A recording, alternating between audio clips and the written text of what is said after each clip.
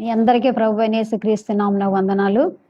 మరి స్త్రీలైన వారందరికీ కూడా మరి మనం తెలియజేసిన రీతిగానే గురువారం కూడా స్త్రీల పుడక మనం ప్రారంభించాము. ఈ దినాన్ని సోని మాట్లాడుతుంది కనుక మీరందరూ కూడా స్త్రీలైన వారందరూ కూడా వాక్యాన్ని వినడానికి మీ సమయాన్ని దేవుని సంధికి మీరు వచ్చి కూర్చోవలసిందిగా మీ సంధిలో మీకు తెలియజేస్తున్నాము. ఈ సమయంలో ప్రార్థన చేసుకుని కూడుకను ప్రార్థన చేసుకుందాం. స్తోత్రం దేవా మహోన్నతుడా పరిశుద్ధుడా మీకు వందనాలు స్తోత్రములు నాయనా. ఇంతవరకు మీ రెక్కల చాటున మమ్మల్ని ఎంతగానో కాపాడారు. గతించిన వారం అంతా కూడా మీ దయగల రెక్కల చాటున మమ్మల్ని కాపాడి మరి యొక్క నూతనమైన దినంలో మీరు మమ్మల్ని ప్రవేశపెట్టినందుకు వందనాలు. ఈ సమయంలో ప్రభు ఈ స్థలంలోకి ఎందుకు వచ్చామో నీకు తెలిసిన తండ్రి. మరి నాయన ఇక స్త్రీల కూడుకను ప్రభు ప్రారంభించాం ప్రభు. ఆ కూడుక ద్వారా అనేక మంది స్త్రీలు నీ వద్దకు వచ్చి నీ వాక్యాన్ని తెలుసుకుని వారి కుటుంబాలను కట్టుకుని ప్రభు నీ సన్నిధిలో బలపడాలని అనేక మంది ఆత్మల సంధికి నడిపించాలని ఆశ చేతి కూడుకని ఏర్పాటు చేస్తాం తండ్రి. మరి కూడుకలో మీరు తోడుగా ఉండి నడిపించండి ప్రభు. నాయన వాక్యం చెప్తున్న నీ బిడ్డలను నీ ఆత్మచేత నింపి బిడ్డలతో మీరుండి మీరు మాట్లాడి ప్రభు అనేక మంది హృదయాలు ప్రభు లూదియా హృదయం తెరిచినట్లుగా ప్రభు ప్రతి బిడ్డ హృదయము తెరవబడి ప్రతి ఒక్క నేత్రము తెరవబడి ప్రతి ఒక్కరూ కూడా నీ వైపు చూసినైనా నీ సన్నిధిలో ఎదిగినట్లుగా నీ కృప చూపమని ప్రార్థన చేస్తున్నాం తండ్రి. ఈ సమయంలో ప్రభు ఈ కూడికను ప్రారంభిస్తుండగా ప్రభు మీరే ప్రభు అధ్యక్షుడిగా నాయకుడిగా నడిపించమని నీ కుమార్తె నోటికి బోరగా మీరుండి మాట్లాడి మహిమ పొందమని నజరేయుడైన యేసు నామమున ప్రార్థిస్తున్నాం తండ్రి. ఆమేన్. స్తుతించు ప్రియుడా సదా యేసుని, ఓ ప్రియుడా సదా యేసుని. స్తుతించు ప్రియుడా సదా యేసుని.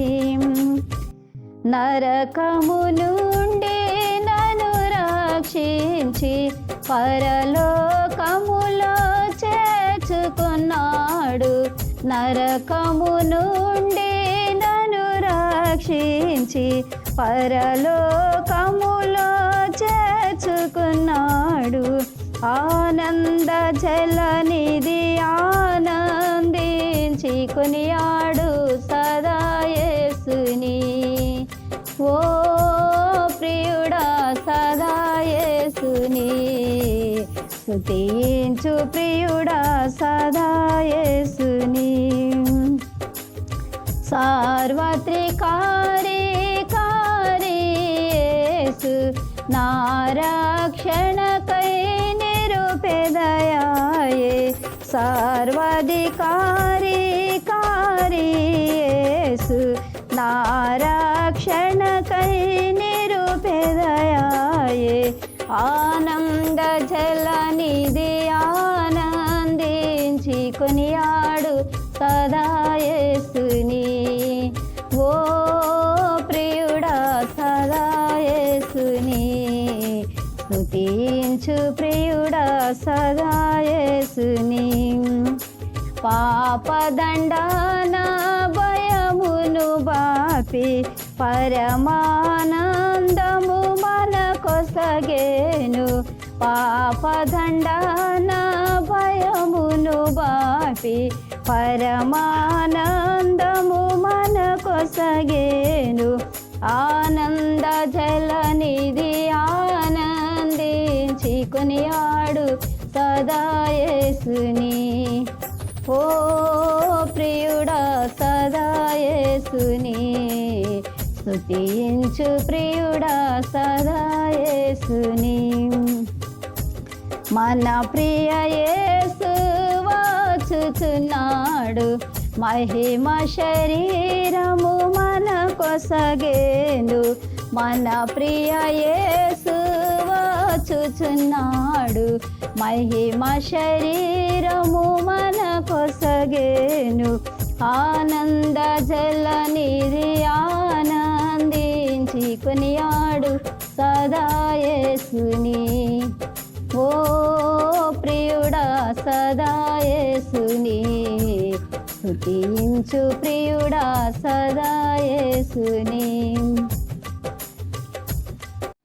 మన ప్రభువును రక్షకుడైన యేసుక్రీస్తు వారి శ్రేష్టమైన నామంలో మీ అందరికీ వందనాలు.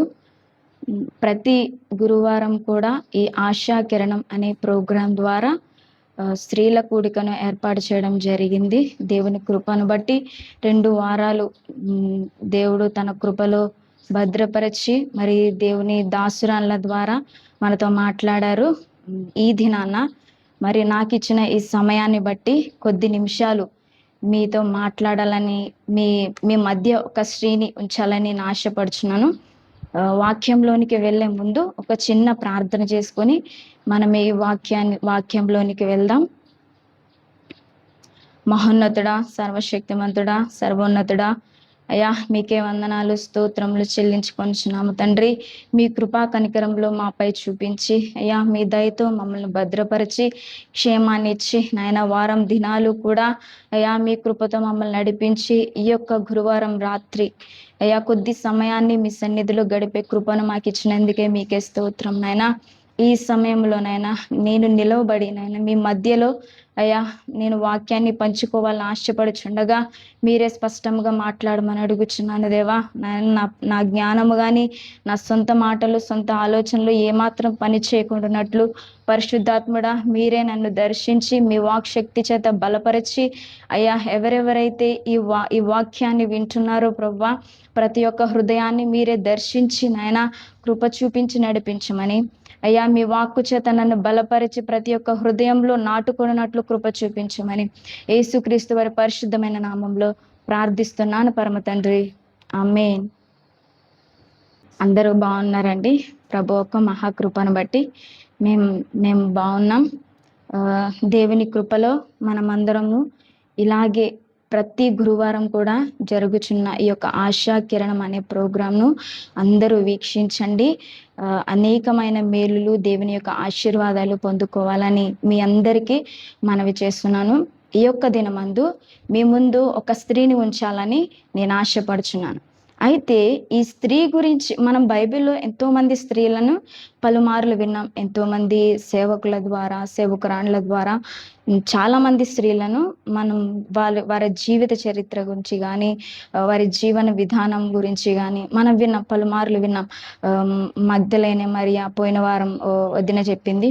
అలాగే రూతు గురించి విన్నాం, రిబ్కా గురించి విన్నాం. ఇలాగ చాలామంది బైబిల్ గ్రంథంలో స్త్రీల గురించి చాలామంది గురించి మనం విన్నాం. అయితే ఈ దినమందు ఒక స్త్రీని నేను మీ ముందుంచాలని ఆశపడుచున్నాను. ఆ స్త్రీ ఎవరంటే ఆ స్త్రీ పేరు యోహన్నా. ఆమె పేరు యోహన్నా. అయితే ఈమె గురించి బైబిల్ గ్రంథంలో ఎక్కువగా ఎక్కడ కూడా వివరించినట్లయితే మనకు కనిపించదు. కానీ ఈమె గురించి రెండు సార్లు మాత్రమే మనకు కనిపిస్తుంది. కానీ 2 వచనాల్లో ఈమె గురించి, ఈమె జీవన విధానం గురించి వివరించబడ్డాయి. కానీ చరిత్ర చెప్తుంది ఈమె జీవిత విధానమే కానీ, ఈమె దేవుని పట్ల ఎంత విశ్వాసంగా జీవించిందో, దేవుని కొరకు ఎంత గొప్ప సాక్షిగా నిలబడిందో చరిత్ర చాలా స్పష్టంగా మనకు చెప్తుంది. అయితే ఈమె గురించి నేను ఆలోచన చేస్తూ ధ్యానించినప్పుడు నాకు చాలా ఆశ్చర్యం అనిపించింది. అయితే ఈ యోహన్నా గురించి మొదటిగా అసలు ఈమె ఎవరు, ఈమె ఏం చేసేది, ఈమె యొక్క భర్త ఏం చేసేవాడు ఏంటి అనేది కొన్ని విషయాలు మీతో పంచుకుంటాను. మొదటిగా అసలు ఈమె ఎవరు ఏంటి అనేది మనం చూద్దాం. యోహన్నా ఎవరు అని మనం చూసినట్లయితే అందరూ బైబిల్ తెరచి క్రొత్త నిబంధన భాగము లూకాసు వార్త 8వ అధ్యాయము 2-3 వచనాలు ఒకసారి మనం చూద్దాం. లూకాసు వార్త 8వ అధ్యాయము 2-3 వచనాలు చదువుకుందాం. 12 మంది శిష్యులను, అపవిత్రాత్మలను, వ్యాధులను పోగొట్టబడిన కొందరు స్త్రీలను, అనగా 7 దయ్యములు వదిలిపోయిన మగ్దలేనే అనబడిన మరియయు, హేరోదు యొక్క గృహ నిర్వాహకుడగు కూజా భార్య అయిన యోహన్నయు, సూసన్నయు ఆయనతో కూడా ఉండిరి. వీరును ఇతరులు అనేకులను తమకు కలిగిన ఆస్తితో వారికి ఉపచారము చేయుచు వచ్చిరి. హల్లెలూయా. ఈ యోహన్నా ఎవరు అనంటే మనకి 2వ వచనం చివరి భాగంలో కనిపిస్తుంది. ఈ యోహన్నా ఎవరు అనంటే హేరోదు యొక్క గృహ నిర్వాహకుడగు కూజా భార్య అయిన యోహన్య. ఈమె కూజా భార్య అన్నమాట. ఈ కూజా ఎవరు అంటే హేరోదు రాజు యొక్క గృహ నిర్వాహకుడు. గృహ నిర్వాహకుడు అంటే ఫైనాన్స్ మినిస్టర్, ఆర్థిక మంత్రి.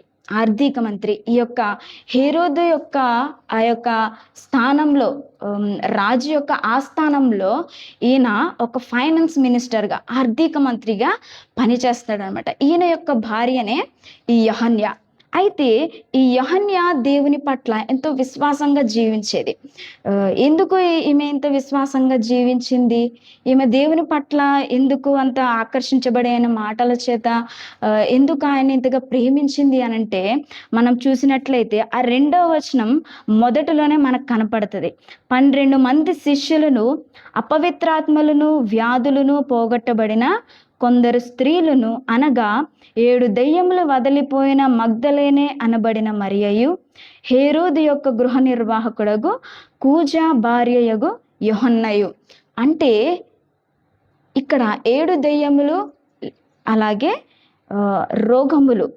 దెయ్యములు, అలాగే రోగములు, అపవిత్రాత్మలు పోగొట్టబడిన కొందరు స్త్రీలు అని ఉన్నారు. అయితే బైబిల్ గ్రంథంలో ఈమె ఏ బలహీనత చేత స్వస్థత పొందుకుని దేవుని సన్నిధికి వచ్చిందో మనకు స్పష్టంగా వ్రాయబడలేదు, కానీ చరిత్ర చెప్తుంది ఈమె ఒక దీర్ఘకాలిక రోగముతో బాధపడుచున్నది. అయితే ఈ బలహీనత వల్ల ఆమె ఎంతగానో నిరుత్సాహపడిపోయింది. ఎలాంటి స్థితిలో అంటే ఎంతో దీనమైన స్థితిలో ఉన్నప్పుడు, ఈమె భర్త ఆర్థిక మంత్రి అయి ఉన్నప్పుడు, అంత సంపన్న స్థితిలో ఉన్నప్పుడు వారికి కొదువ అంటూ ఏమీ ఉండదు కదండి. ఏమీ కొదువ ఉండదు కదా. అంత ధనము ఉన్నప్పుడు, ఒక ఆర్థిక మంత్రిగా రాజు ఆస్థానంలో పనిచేస్తున్నప్పుడు వారికి డబ్బులు కానీ లేకపోతే ఇంకేమైనా కానీ వారికి లోటు అనేది ఉంటుందా? ఉండదు. అలాగే ఈ యోహన్నకు కూడా లోటు అనేది ఏదీ లేదు, అన్ని కలిగి ఉంది. అన్ని కలిగినప్పటికీ కూడా ఆమెకి ఒక దీర్ఘకాలికమైన రోగంతో బాధపడుచున్నప్పుడు ఎంతో మంది వైద్యుల దగ్గరికి వెళ్ళింది, ఎన్నో రకాలైన వైద్యాలు చేయించుకుంది. అయినప్పటికీ కూడా ఆమెకున్న బలహీనత ఏమాత్రం తగ్గలేదు. అయితే ఆమెకున్న బలహీనతను బట్టి, ఆమెకున్న రోగాన్ని బట్టి శృతిమించిపోయిన స్థితిలో ఆమె ఎంతగానో బాధపడుతుంది, ఎంతగానో విచారపడిపోతుంది. కృంగిపోయిన స్థితిలో ఉన్నప్పుడు యేసుక్రీస్తు గురించి ఆమె విన్నది, యేసు ప్రభు గురించి విని ఈయన మా గ్రామానికి వస్తే నేను తప్పకుండా ఈయనను చూడాలి, ఈయన దగ్గరికి వెళ్ళాలి, ఈయన చేత నేను స్వస్థత పొందుకోవాలని ఎంతగానో ఆశపడింది యోహన్న. ఆశపడినప్పుడు పలుమార్లు యేసుక్రీస్తు గురించి చెప్పినప్పుడు ఎన్నో మాటలు విన్నప్పుడు యేసుక్రీస్తు ప్రభు వారు ఆ గ్రామానికి వచ్చినప్పుడు తెలుసుకుని, ఆ మాట విని యేసుక్రీస్తు ప్రభు వారిని ఎలా అయినా చూడాలని, ఆయన చేతిలో స్వస్థత పొందుకోవాలని ఆశపడి వెళ్ళింది. యేసుక్రీస్తుని చూసినప్పుడు ఆయన మాటలకు ఈమె ఎంతగానో ఆకర్షించబడింది. ఆయన మాటల చేత ఈమె ఎంతగానో బలపరచబడి యేసుక్రీస్తుని విశ్వసించింది ఈమె. ఈ యోహన్న ఎంతగా దేవుని మాటల చేత ఆదరించబడింది అంటే, ఎంతగా ఈయన మాటల చేత బలపరచబడిందంటే, ఎన్నో సంవత్సరాలుగా ఈ వ్యాధి చేత బాధపడుతున్నా కూడా, ఎన్నో సంవత్సరాలుగా ఇంత ఇబ్బంది పడుతున్నా కూడా, యేసుక్రీస్తు నన్ను ఒక్కసారి ముట్టుకుంటే చాలు, యేసుక్రీస్తు ఒక్కసారి నన్ను చూస్తే చాలు, నాకు ఈ రోగం నుండి నేను విడిపించబడతానని విశ్వాసం ఉంచింది. ఆయన మాటల చేత ఆకర్షించబడి యేసుక్రీస్తు దగ్గరికి వెళ్ళినప్పుడు, ఆనాడు ఎలాగైతే మనం బైబిల్ గ్రంథంలో చూస్తాం కదా, రక్తస్రావం కలిగిన స్త్రీ, ఆమె విశ్వాసం ఉంచి యేసుక్రీస్తు ప్రభు వారి వస్త్రపు చెంగును ముట్టుకోగానే స్వస్థపడింది కదండి. మనం చదివాం కదా, ఎన్నోసార్లు విన్నాం కదా. అలాగే ఈమె కూడా అంతే విశ్వాసంతో వెళ్ళి దేవుని దగ్గరికి వెళ్ళి ఆయన దగ్గరికి వెళ్ళినప్పుడు యేసుక్రీస్తు వారు ఈమెను ముట్టుకోగానే స్వస్థత పడిందంట. హల్లెలూయా. వెంటనే ఏమో స్వస్థత పొందుకుంది. తనకున్న బలహీనత వెంటనే తొలగించబడింది. తనకున్న రోగం అంతా వెంటనే విడిపించబడింది. రోగంతో వెంటనే యేసుక్రీస్తుని ఆయన పట్ల ఎంతో విశ్వాసాన్ని కనపరిచింది. దేవుని ఆ క్షణము నుంచే ఆయనను వెంబడించాలనే తీర్మానం చేసుకుంది. యోహన్న ఎంత సంపన్న స్థితిలో ఉన్నప్పటికీ కూడా, ఎంత ధనం ఉన్నప్పటికీ కూడా క్రీస్తుని ఏమాత్రము కూడా ఈమెకున్న దాన్ని బట్టి అతిశయించలేదండి. అతిశయించకుండా యేసుని బట్టి మాత్రమే అతిశయించింది ఈమె. ఆయన ఇచ్చిన ఈ స్వస్థతను బట్టి, ఆయన ఇచ్చిన ఈ నెమ్మదిని బట్టి ఆయనని వెంబడించాలని తీర్మానం చేసుకుంది యోహన్న. తీర్మానం చేసుకుని పలు గ్రామాల్లో కూడా యేసుక్రీస్తు ప్రభువారు సువార్త ప్రకటిస్తుండగా ఆ రాజ్య సువార్తను ప్రకటించినప్పుడు యేసుక్రీస్తు ప్రభువారితో పాటు ఈ యోహన్న కూడా ఎన్నో గ్రామాలు తిరిగినట్టు మనకి ఈ వాక్యంలో కనబడుతుంది, లూకా సువార్తలోనే మనకు కనబడుతుంది. అయితే యేసుక్రీస్తు పట్ల ఆమె చూపించిన ప్రేమ కానీ, ఆమె చూపించిన కృతజ్ఞత కానీ చూసినట్లయితే, యేసుక్రీస్తుని ఆమె వెంబడించిన తర్వాత యేసుక్రీస్తు ఒక సువార్తను ప్రకటిస్తూ అనేక గ్రామాలు తిరిగిందండి. ఆమె అనేక గ్రామాలు తిరిగింది. మనం చూస్తే ఈ లూకా సువార్త 8వ అధ్యాయము మొదటి వచనంలోనే 2వ లైన్లో మనకు కనిపిస్తుంది. 2వ లైన్లోనే కనిపిస్తుంది, రాజ్య సువార్తను వెంటనే ఆయన దేవుని రాజ్య సువార్తను తెలుపుచు ప్రకటించుచు ప్రతి పట్టణంలోను ప్రతి గ్రామంలోను సంచారము చేయుచుండెను. అంటే యేసుక్రీస్తు వారు ఆ దినాల్లో పరిచర్య చేసినప్పుడు, సువార్తను ప్రకటించినప్పుడు ఒక ప్రాంతంలో ఉండి చేయడం కాదండి, ఒక చర్చిలో ఒక మందిరంలో ఉండి చేయడం కాదు, అనేక ప్రాంతాలకు, పట్టణాలకు, పల్లెలకు వెళ్ళి ఆయన సువార్తను ప్రకటించేవారు. ఆయన సువార్తను ప్రకటిస్తున్నప్పుడు ఆయన ఇచ్చిన ఈ స్వస్థతను బట్టి, ఆయన ఇచ్చిన ఈ నెమ్మదిని బట్టి ఈ యోహన్న కూడా యేసుక్రీస్తు ప్రభువారిని వెంబడించేది. యేసుక్రీస్తు ప్రభువారితో పాటు అనేక ప్రాంతాలకు వెళ్ళి సువార్తను ప్రకటించేది. సువార్త ప్రకటిస్తూ ఎన్నో ప్రాంతాలకు తిరిగింది. అలా యేసుక్రీస్తు ప్రభువారిని వెంబడిస్తూ ఆయనకి ఒక గొప్ప సాక్షిగా, ఆయనకి ఒక గొప్ప శిష్యురాలిగా మారింది. ఈమె భర్త ఒక ఆర్థిక మంత్రి అయినప్పటికీ కూడా తన భర్తకి తనకి ఉన్న హోదాని బట్టి కదా, హేరోదు రాజు ఇంట్లో ఆర్థిక మంత్రి అంటే అన్నీ చూసుకునేవాడు కదా, ఆర్థిక లావాదేవీలు అన్నిటినీ కూడా చూసుకునేవాడు. ఆయనకి ఎంత గౌరవం ఉంటుందో ఆయన భర్తకి కూడా, ఆయన భార్యకి కూడా అంతే గౌరవం ఉంటుంది కదా.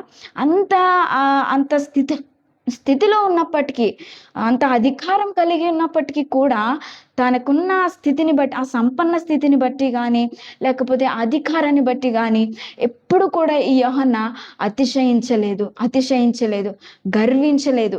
దేవుని కొరకు ఒక గొప్ప పరిచర్య చేయాలని, ఒక గొప్ప సువార్తను ప్రకటించాలని ఆమె ఒక గొప్ప శిష్యురాలిగా మారడం మనం గమనిస్తాం. అయితే ఈమె ఎంతో సంపన్న స్థితి కలిగింది కదా, ఈమె ఎంతో ధనికురాలు కూడా. మనకి చరిత్రలో మనం ఈమె జీవిత చరిత్ర ఒక్కసారి మనం చూసినట్లయితే మనకు కనిపిస్తుంది, ఈమె ఎంతగానో ధనికురాలు అయినప్పటికీ కూడా ఆమె ఎంతగానో తగ్గించుకున్నది దేవుని పట్ల. దేవునితో పాటు పరిచర్య చేయడానికి ఆయన శిష్యులతో పాటు అనేక ప్రాంతాలను తిరుగుతూ తనని తాను తగ్గించుకుని యేసుక్రీస్తు ప్రభువారిని వెంబడించడం మనం చూస్తాం. అలాగే ఎంతో కృతజ్ఞత కలిగి దేవునికి జీవించింది ఈ యోహన్న. అయితే మనం క్రొత్త నిబంధనలోనే చూసినప్పుడు 10 మంది కుష్ఠరోగులు యేసుక్రీస్తు ప్రభువారు త్రోవ నుండి వెళ్తూ ఉంటే, ఆ 10 మంది కుష్ఠరోగులు కూడా ఆయనని మమ్మల్ని స్వస్థపరచమని దూరంగా కేకలు వేయడం మనం విన్నాం. అయితే వారందరూ కూడా మమ్మల్ని స్వస్థపరచమని, మమ్మల్ని స్వస్థపరచు దావీదు కుమారుడా అని అరిచినప్పుడు యేసుక్రీస్తు ప్రభువారు వారిని అంటారు, మీరు వెళ్ళి మీ యాజకులకు కనపరచుకోండి అని చెప్తారు.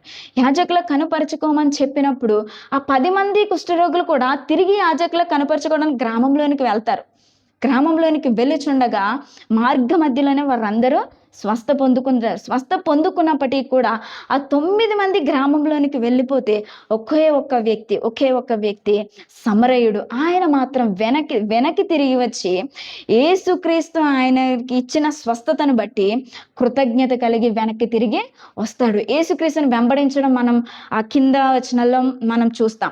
అయితే అక్కడున్న 9 మంది కూడా స్వస్థత పొందుకున్నారు, కానీ కృతజ్ఞతహీనులై వారు వారు తిరిగి వెనక్కి వెళ్ళిపోయారు. కానీ ఈ సమరయుడు మాత్రం ఎంతో కృతజ్ఞుడిగా ఈ వెనక్కి తిరిగి వచ్చి దేవునితో నడిచాడు. ఆ రీతిగానే ఈ యోహన్నా కూడా ఆయన తనకిచ్చిన స్వస్థతను బట్టి, తనకిచ్చిన నెమ్మదిని బట్టి, తనకిచ్చిన ఆరోగ్యాన్ని బట్టి దేవుణ్ణి స్తుతిస్తూ ప్రతి సమయంలో కూడా ప్రతి స్థలమందు కూడా ఆయనను వెంబడిస్తూ ఆయన యొక్క సువార్తను ప్రకటిస్తూ ఉండేదన్నమాట. తను కలిగిన సంపన్న స్థితిని బట్టి అతిశయించక తనకున్న ధనాన్ని క్రీస్తు పరిచర్య కొరకు, అలాగే క్రీస్తు యొక్క శిష్యుల కొరకు ఖర్చు పెట్టేది. తన ధనాన్ని అంతటిని వెచ్చించేది క్రీస్తు కొరకు, ఆయన సువార్త కొరకు ఖర్చు చేసేది. చరిత్రలో మనం చూస్తే ఇదంతా కూడా చాలా స్పష్టంగా కనపడుతుంది. ఈరోజు కొంచెం ధనం ఉంటే ఎంతగానో గర్వించే వాళ్ళని మనం చూస్తాం కదా, గర్విస్తారు. కానీ యోహన్నా ఎంత మాత్రం గర్వించలేదు. దేవుణ్ణి బట్టే అతిశయించింది. నా దేవుడే నాకు సమస్తము అనుకుంది, ఆయననే వెంబడించింది. అలాగే ఎంత కష్టతరమైన పరిస్థితులు వచ్చినప్పటికీ కూడా ఆమె యొక్క ఆర్థిక మంత్రి భార్య కదా, ఆమెను ఎవరు గుర్తుపట్టరంటారా? ఖచ్చితంగా గుర్తుపడతారు. ఈమె యోహన్నా భార్య కదా, ఎలా తిరుగుతుంది ఏంటి, లేకపోతే ఇలా ఈ గ్రామాల్లో ఉందేంటి, ఎందుకు ఇలా చేస్తుంది, ఈయన వెంబడి ఎందుకు తిరుగుతుంది అని ఎంతోమంది ఆమెను విమర్శించినప్పటికీ కూడా వాటన్నిటినీ కూడా ఆమె ఛేదించుకుని ఒక గొప్ప సాక్షిగా నిలబడింది. క్రీస్తు యొక్క పరిచర్యలో ఒక భాగముగా ఆమె నిలిచింది. అయితే ఎంతో ధైర్యంగా క్రీస్తు పరిచర్యలో ఆమె పాల్గొన్నది. ఒక రోషము కలిగిన స్త్రీగా ఆమె జీవించడం మనం చూస్తాం. అయితే ఎన్నో ఆటంకాలు ఎదురైనప్పుడు, ఇబ్బందులు ఎదురైనప్పుడు ఆమె ఏ ఒక్క సమస్యని కూడా దాన్ని పెద్దదిగా చూసి దాని గురించి వెనక్కి తగ్గిపోలేదండి. ఆ కుటుంబాన్ని ఆమె ఎప్పుడైతే దేవుణ్ణి వెంబడించాలని తీర్మానం తీసుకుందో ఆ దినము నుంచి కూడా క్రీస్తుని వెంబడించింది. ఒక రోషము కలిగిన స్త్రీగా, ఒక రోషము కలిగిన కుటుంబాలను నడిపించే రీతిగా ఆమె జీవించింది. ఆమె ఇంత స్వార్థ ప్రకటిస్తున్నప్పుడు, దేవుని రాజ్యం కొరకు ఇంతగా పలు చోట్ల యేసుని వెంబడిస్తున్నప్పుడు తన భర్తకు తెలియకుండా ఉంటుందా? తెలుస్తుంది కదండి. తెలిసింది, తన భర్తకు కూడా తెలిసింది. కానీ ఈమె ఏ విషయము చేత, ఏ పరిస్థితిలో దేవుని ఆశ్రయించిందో, ఏ స్థితిలో ఉన్నప్పుడు దేవుని దర్శించిందో అన్నీ తన భర్తకు తెలుసు. ఆ కారణం చేత భర్త తనని ఎప్పుడు ఆటంకపరచలేదండి. ఆమె ఎప్పుడు దేవుని వెనకాల తిరగడం, ఆ సువార్త ప్రకటించడం ఎన్ని చేస్తున్నప్పటికీ కూడా, పలు ప్రాంతాలు తిరిగినప్పటికీ కూడా తన భర్త ఏమనకుండా తనకి ఒక స్వేచ్ఛనిచ్చినప్పుడు దేవుని కొరకు ఎంతో ప్రయాసపడి ఆయన యొక్క సువార్తను ప్రకటించేది. ఆమె తన యొక్క సువార్తను ప్రకటించినప్పుడు తను ఇలా సువార్త ప్రకటిస్తుందని, దేవుని వెనకాల తిరుగుతుందని, అనేక మందిని దేవుని యొక్క రాజ్యానికి చేర్చే పనిలో ఉందని ఆ యొక్క హేరోదు రాజుకు తెలిసింది. ఈ హేరోద్ అంటే అసలు మనకి గుర్తొచ్చేది ఏంటండి? వెంటనే హేరోద్ అనగానే మనకు గుర్తొచ్చే విషయం ఏంటి? ఆ రోజు యేసుక్రీస్తు ప్రభువారు జన్మించినప్పుడు జ్ఞానులు వెళ్ళి హేరోదుని అడుగుతారు కదా, యూదుల రాజు ఎక్కడా అని అడిగినప్పుడు హేరోదు నా ఇంట్లో పుట్టలేదు, నా ఇంట్లో పుట్టకపోతే మరి రాజు ఎక్కడ పుట్టినట్టు అని ఆలోచన చేసినప్పుడు, ఈ జ్ఞానులు మీ ఇంట్లోనే పుట్టాడేమో అని మేము వచ్చినప్పుడు జ్ఞానులతో అంటాడు కదా, మీరు వెళ్ళి దర్శించి తిరిగి ఆ వర్తమానాన్ని నాకు చెప్పండి అంటాడు. నేను కూడా వెళ్ళి ఆయనని దర్శిస్తానని చెప్తాడు. అని చెప్పినప్పుడు ఈ హేరోదులు వెళ్ళి యేసుని దర్శించి తిరిగి ఈ హేరోదు దగ్గరికి రాని సమయంలో ఆ 2 సంవత్సరాలలోపు ఉన్న ఆ పిల్లలందరినీ కూడా చంపించేమని చెప్తాడు హేరోదు రాజు కదా. మనం క్రీస్తు పుట్టిక ఈ స్కిట్లాట్లో కూడా మనం చాలాసార్లు విన్నాం, చూసాం. అయితే ఈ హేరోదు రాజు యొక్క స్వయాన కుమారుడే ఈ హేరోదు అంతిపాస్. ఈయన దగ్గర పనిచేసేవాడే ఈ యొక్క కూజా అన్నమాట. అయితే ఇదంతా విన్నాడు. ఈయన భార్య ఇలా యేసుని వెంబడిస్తుంది కదా, ఇలా ఈ సువార్తను ప్రకటిస్తుంది కదా, ఇవన్నీ ఈ కూజాకు తెలీదా? కూజా తెలిసినా ఎందుకని ఆమెను గద్దించలేదు అని చెప్పి ఇద్దరిని కూడా ఆయన ఆస్థానంలోకి పిలిపించి ఇద్దరిని అడిగినప్పుడు ఈ యోహన్న మాత్రం ఏ మాత్రం వెనకంజ వేయకుండా ధైర్యంగా నిలబడి నేను ఆయన సువార్తను ప్రకటిస్తానని, ఆయన రాజ్య స్థాపనకు నేను ఎంతకైనా ఆయన కొరకే జీవిస్తానని ధైర్యంగా నిలబడినప్పుడు తన భర్త యొక్క ఉద్యోగాన్ని అతడు తొలగించడం జరిగింది. అంటే ఆర్థిక మంత్రిగా పనిచేస్తున్నాడు కదా, ఫైనాన్స్ మినిస్టర్గా, ఆ ఉద్యోగం నుంచి తీసేసి వీరిద్దరిని కూడా బయటకు పంపించేస్తాడు ఆస్థానం నుంచి పంపించేసినప్పుడు అప్పటి వరకు వారికి అన్ని సమృద్ధులు కలిగి ఉన్నాయి, సకల సమృద్ధిని కలిగి ఉన్నారు ఇద్దరు కూడా. తన భర్తని బట్టి తనకున్న గౌరవాన్ని కానీ, లేకపోతే తనకున్న సంపన్న స్థితిని కానీ, ఎంతో విలాసవంతమైన జీవితాన్ని జీవించినప్పటికీ కూడా ఎప్పుడైతే హేరోదు రాజు ఆ ఉద్యోగం తీసి బయటకు పంపించేసినప్పటికీ కూడా క్రీస్తుని విడిచిపెట్టలేదు యోహన్న. క్రీస్తుని విడిచిపెట్టకుండా ఒక గొప్ప సాక్షిగా నిలబడింది. ఒక ధైర్యంగా నిలబడి దేవుని యొక్క స్వార్థను ప్రకటిస్తుంది. ఆమె ప్రకటిస్తున్నప్పటికీ సమస్తాన్ని కోల్పోయింది, ఏమీ లేకుండా దీన స్థితిలో ఉన్నప్పటికీ కూడా దేవుని విడిచిపెట్టకుండా ఆయనకు సాక్షిగా నిలబడింది ఈ యొక్క యోహన్న. అయితే మనం చూసినప్పుడు ఈ లూకా సువార్తలోనే ఈ 2-3 వచనాల్లోనే ఈమె గురించి మనకి కనబడుతుంది అనమాట. స్త్రీలందరూ కూడా ఎంతో గొప్ప పరిచర్య చేసి దేవుని కొరకు గొప్ప సాక్షులుగా నిలబడ్డారు కదండి. యేసుక్రీస్తు ప్రభు వారిని సిలువ వేసినప్పుడు శిష్యులతో పాటు ఎంతో మంది స్త్రీలు కూడా ఆ స్థలంలో ఉండి యేసుక్రీస్తు వారిని సిలువ వేసినప్పుడు రోధించడం మనం చూస్తాం కదా. ఫ్యాషన్ ఆఫ్ ది క్రైస్ట్ ఈ మూవీస్ కూడా చూసాం కదా, మనం విన్నాం కూడా, బైబిల్లో కూడా స్పష్టంగా వ్రాయబడింది. అనేక మంది స్త్రీలు కూడా అక్కడ రోధించారు యేసుక్రీస్తు కోసం. ఆ రోధించినప్పుడు వారిలో ఈ యోహన్న కూడా ఒక స్త్రీ అన్నమాట. యేసుక్రీస్తుని వెంబడించి ఈమె గొప్ప సాక్షిగా నిలబడినప్పుడు, ఆయనను సిలువ వేసినప్పుడు కూడా ఆయన కొరకు రోధిస్తూ ఎంతగానో ఏడ్చింది. తిరిగి కొందరు స్త్రీలు మనకు కనిపిస్తుంది బైబిల్ గ్రంథంలో, ఆయనని సిలువ వేసి సమాధిలో పెట్టిన తర్వాత కొందరు స్త్రీలు ఆయనకి సుగంధ ద్రవ్యాలు పూయాలని సమాధి దగ్గరికి వెళ్ళారు కదా. వారిలో ఈ యోహన్న కూడా ఒకతనమాట. అంటే క్రీస్తుని చనిపోయినప్పటికీ కూడా ఆయన లేడు అని ఆయన తెలిసినప్పటికీ కూడా ఏమాత్రం వెనకడుగు వేయకుండా క్రీస్తు కొరకు ఒక రాజ్యాన్ని స్థాపించాలని, ఆయన యొక్క సువార్తలో ఆమె కూడా ఒక భాగం కావాలని ఎంతగానో ప్రయాసపడింది. అయితే మనం చూస్తే ఈమె యొక్క భర్త ఉద్యోగం కూడా పోయినప్పటికీ ఏమాత్రం వెనుకంజ వేయకుండా ఈమె క్రీస్తు యొక్క పరిచర్యలో గొప్పగా కొనసాగింది. ఒక మాట మీకు జ్ఞాపకం చేస్తాను. ఒక మాట రోమీలకు వ్రాసిన పత్రిక 16వ అధ్యాయము 7వ వచనాన్ని చూసినట్లయితే, నాకు బంధువులను నా తోటి ఖైదీయులు నైనా ఆంద్రోనీకును యూనియాకును వందనములు. మీరు అపోస్తులలో ప్రసిద్ధికెక్కిన వారై నాకంటే ముందుగా క్రీస్తునందున్న వారు. హల్లెలూయా. ఈ రోమీలకు రాసిన పత్రిక, ఇది రాసింది ఎవరో తెలుసా? అపోస్తలుడైన పౌలు గారు ఈ పత్రికని జైల్లో ఉండి రాశారు. చెరసాలలో బంధించినప్పుడు ఆ చెరసాలలో ఉండి ఈ యొక్క పత్రికని ఆయన వ్రాసారనమాట.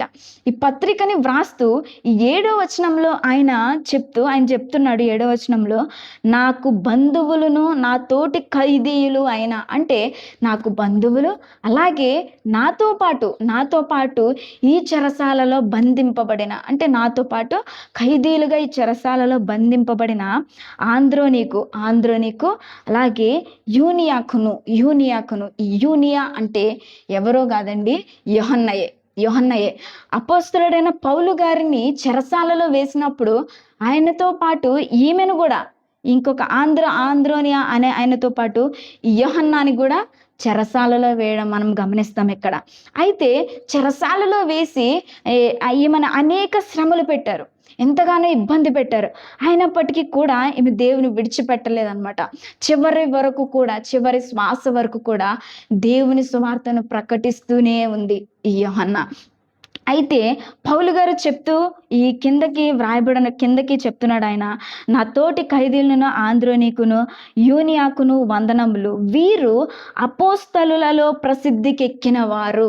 అంటే అపోస్తలులలో ముఖ్యమైన ప్రసిద్ధికి ఎక్కిన వారు వీరు, నాకంటే ముందుగా క్రీస్తునందున్నవారు. అంటే ఈ పౌలు గారు ఎప్పుడైతే క్రీస్తుని వెంబడించడం మొదలు పెట్టారో, ఈ పౌలు గారి కన్నా ముందే ఈ యోహన్నా కూడా క్రీస్తుని వెంబడించడం మనం చూస్తాం. ఇక్కడ స్పష్టంగా వ్రాయబడింది, నాకంటే ముందుగా క్రీస్తునందున్నవారు. ఈ యోహన్న ఎప్పటి నుంచి క్రీస్తుని వెంబడించిందంటే పౌలు గారికి ముందు నుంచే క్రీస్తుని వెంబడించింది. అలాగే ఈ పౌలు గారితో పాటు చెరసాలలో వేయబడి అనేక శ్రమలు పడింది, ఎంతగానో ఇబ్బంది పెట్టారు. స్త్రీ అయినప్పటికీ కూడా ఆలోచించకుండా ఎన్నో ఇబ్బందులు ఏమని పెట్టినప్పుడు, ఎంతగానో ఈమెని హింసించినా కూడా క్రీస్తు కొరకు గొప్పగా సాక్షిగా నిలబడిపోయింది. అసలు ఈ యూనియా అంటే ఈ యొక్క యోహన్నా అనే పేరు హెబ్రీ భాష అన్నమాట. హెబ్రీలో యోహన్నా అంటారు.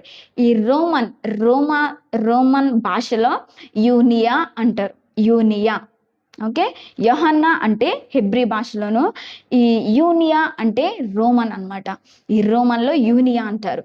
ఈమె ఎప్పుడైతే క్రీస్తుని శిష్యురాలిగా అంగీకరించి ఆయనకు సువార్తను ప్రకటిస్తుందో అప్పటి నుంచి ఈమెని యూనియాగా గుర్తించడం జరిగింది. సో ఈమెని యూనియా అనే సంబోధించేవారు అనమాట. ఈమె చెరసాలలో వేయబడి అనేక శ్రమలు పొంది యోహాను గారి వలె శిరచ్ఛేదనం చేయబడి క్రీస్తుకి హతసాక్షిగా నిలిచిపోయిందండి. ఎంత గొప్ప స్త్రీ కదా. ఎంతో మంది స్త్రీలను మనం చూస్తాం. దేవుని యొక్క శిష్యులే కాదు, స్త్రీలు కూడా గొప్ప పరిచర్య చేశారు. ఆ దినాల్లో గొప్ప పరిచర్య చేశారు. ఎన్నో శ్రమలు వీరు కూడా అనుభవించారు. వారిలో ఒక గొప్ప శిష్యురాలే యోహన్నా. క్రీస్తు కొరకు ఈ యొక్క హేరోదు రాజు యొక్క ఆస్థానంలో ఉండి ఇంత సువార్త ప్రకటిస్తున్నందుకు, వారు కాదన్న పనిని చేసినందుకు ఈ యోహన్నాని శిరచ్ఛేదనం చేసి చంపించేశాడు హేరోదు రాజు. చంపించినప్పటికీ కూడా ఆమె దేవుని యొక్క క్రీస్తు యొక్క హతసాక్షిగా మారిపోయింది. ఆనాడు స్త్రీలు ఎంత గొప్పగా దేవుణ్ణి ఆరాధించారండి, ఎంత గొప్పగా ఆయన పట్ల విశ్వాసం చూపించి విశ్వాసాన్ని కనుపరిచారు. ఈ దినమందు మన కుటుంబాల్లో కూడా ఆయన ఎన్నో కార్యాలు చేశారు కదా, ఎన్నో అద్భుతాలు చేశారు కదా. మనకున్న సమస్యల నుంచి విడిపించాడు ఆయన, మనకున్న బలహీనతల నుండి విడిపించాడు ఆయన. మరి నువ్వు నిజంగానే ఈ దినమందు ఈ వాక్యాన్ని వింటున్న మీరు క్రీస్తుకి కృతజ్ఞత కలిగి జీవిస్తున్నారా? క్రీస్తుని వెంబడించే స్థితిలో మీరు ఉన్నారా? ఆయన యొక్క మాటల చేత మీరు ఆకర్షించబడి జీవిస్తున్నారా? అంత సంపన్న స్థితిలో యోహన్నా ఉన్నప్పటికీ కూడా ఎప్పుడూ కూడా తనకున్న స్థితిని బట్టి అతిశయించక అనేక ప్రాంతాలు తిరిగి, అనేక పల్లెల్లో తిరిగి స్వార్థను ప్రకటించింది కదా. మరి మీరు ఇన్నేండ్లుగా దేవుని నమ్ముకుని ఇన్ని అద్భుతాలు, ఇన్ని సూచక క్రియలు దేవుని ద్వారా చూసి ఇంత అద్భుతాన్ని మీరు రుచి చూసిన మీరు మరి కొందరినైనా కనీసం మన గృహం, మన ఇంటి పక్క వారికైనా స్వార్థ ప్రకటించే స్థితిలో మనం ఉంటున్నామా? ఇంత సంపన్న స్థితిలో ఉన్నప్పటికీ కూడా గర్వించకుండా క్రీస్తు కొరకు అంత గొప్ప సాక్షిగా నిలబడింది కదా. ఈ దినమందు ఈ వాక్యాన్ని వింటున్న నీవు ఈ రోజైనా తీర్మానం చేసుకుందాం, దేవా మరి నీవు నాకు ఇచ్చిన ఈ స్థితిని బట్టి, నీవు నాకు ఇచ్చిన ఈ ఆరోగ్యాన్ని బట్టి, నీవు నాకు ఇచ్చిన ఈ యొక్క ఈ ఈ ఈ సమస్తాన్ని బట్టి అయ్యా నీకే వందనములు. ఇకనైనా నీ సాక్షిగా నేను జీవిస్తాను ప్రభువా, ఇక నుంచి నీ కొరకే నిలబడతాను ప్రభువా అని తీర్మానం చేసుకుందామా? ఉన్న చోటే మీరందరూ మోకరించి 2 మాటలు ప్రార్థన చేసుకుందాం. మహోన్నతుడా, సర్వశక్తిమంతుడా, మా దేవా మీకే వందనాలు స్తోత్రములు చెల్లించుకొంచున్నాము తండ్రి. ఇదిగో దేవా నాయన ఈ దినమందు మీరు మాతో మాట్లాడిన మాటను బట్టి మీకే స్తోత్రం నాయన. యోహన్న ఏ రీతిగా అయితే అయ్యా మీ ప్రేమను బట్టి, అయ్యా మీ త్యాగాన్ని బట్టి, అయ్యా మీ మంచితనాన్ని, మీ కృపను ఏ రీతిగా అయితే ఇతరులకు పంచిందో ప్రభువా, అయ్యా నీ రాజ్య సువార్తను ఏ విధంగా అయితే ప్రకటించిందో ప్రభువా, ఆ రీతిగా మేమందరం కూడా మీ రాజ్యాన్ని కట్టే అయ్యా ఆ యొక్క పనిలో మేమందరం ఉండినట్లు కృప చూపించండి. మీ రాజ్యాన్ని స్థాపించే వారముగా మా యొక్క జీవితాన్ని మార్చుకొని మీ వైపు తిరిగి నాయనా మీ కొరకు జీవించే వారిగా మమ్మల్ని మార్చమని, మా స్థితిని మీలోనైనా ఎదిగే కృపను అనుగ్రహించమని యేసుక్రీస్తు నామమున ప్రార్థించి అడిగి వేడుకొంచున్నాను పరమ తండ్రి. ఆమేన్.